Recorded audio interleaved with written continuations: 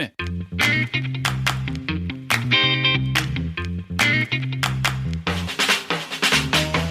Welcome to the Senior Rehab Podcast. The podcast for rehab clinicians that want to better serve older adults. And now, your host, Dustin Jones.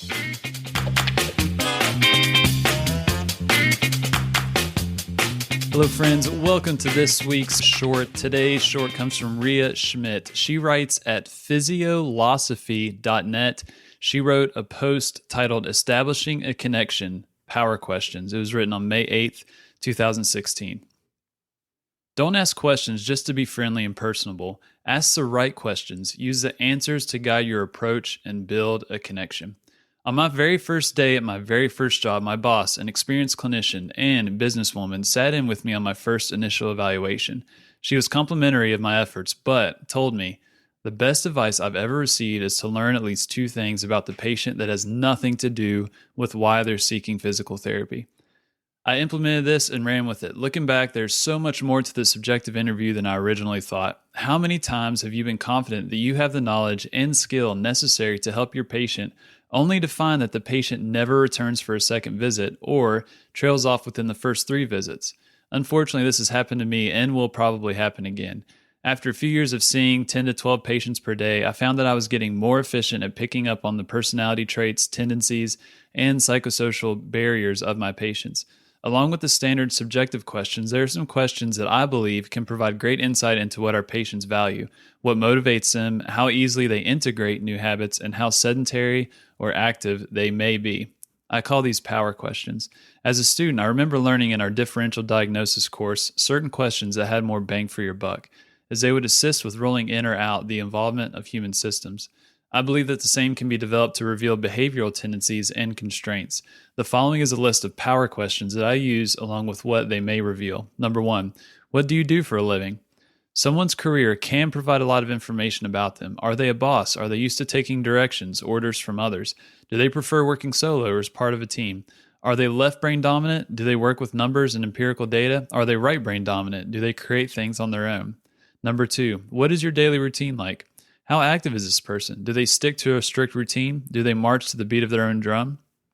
Number 3, when was the last time you exercised regularly? Is this person an exerciser? How much motivation and encouragement will be needed? Do they prefer indoors, outdoors, or gyms? Do they need simple, straightforward exercises? Do they like complex forms of exercise? Number 4, what has made you successful with adopting regular exercise in the past?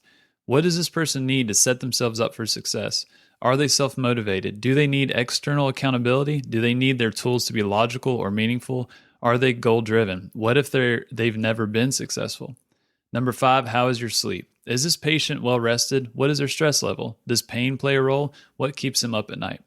Number 6, you've been dealing with this issue for a long time. How are you coping? Or is this driving you crazy? How much is this injury or issue affecting their day-to-day life? Are there psychosocial constraints or barriers? What is their capacity to deal with adversity? What is their coping strategy? Number 7, what would represent a successful bout of physical therapy to you? Or when we are finished with PT, how will we know if we are successful? Are their expectations too high, too low, realistic? Do they understand their part? Do they understand your part? What is their idea about how long they need to participate in therapy? Depending on appropriateness and how the interaction is going, I may not ask all of these questions during the subjective interview. In the future, I plan to present each question individually and explain how I utilize their answers to shape my approach and intervention. If you have any feedback on my questions or have some power questions of your own, please share. Let's discuss. Thanks, Rhea. Hit me. Thank you for listening to the Senior Rehab Podcast. If you enjoyed this episode, you should hop on over to seniorrehabproject.com, where you can find more helpful content and how you can join me and many others in the movement that's changing the face of geriatric rehab. I appreciate you, and I'll talk with you next week.